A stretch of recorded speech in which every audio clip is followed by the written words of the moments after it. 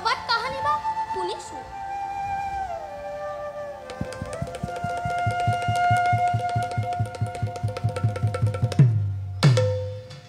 সঁচা সুধিছো মই কৃপা ৰহা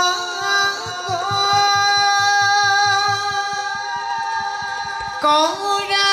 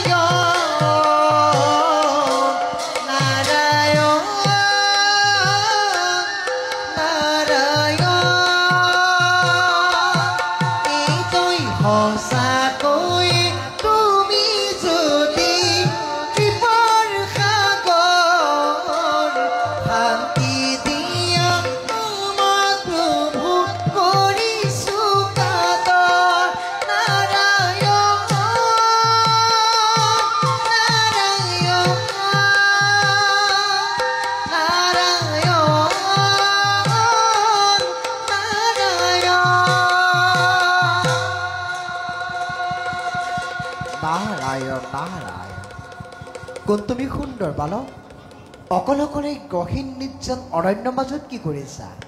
মই দৈত্যৰাজ হিৰণ্যকশিপুৰৰ পুত্ৰ। নাম মোৰ প্ৰহ্লাদ। আপুনি বাৰু কোন? আপোনাৰ মুখৰ গীতবোৰ মোৰ শুনি ইমান ভাল লাগে। মোকো বাৰু এনে গীত শিকাবনে?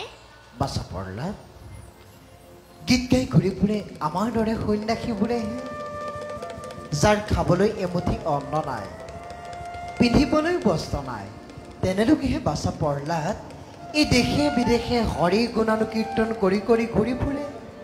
শুনা প্ৰহ্লাদ, তুমি হৈছা ত্ৰিভুৱন বিজয়ী দৈত্যপুত্ৰ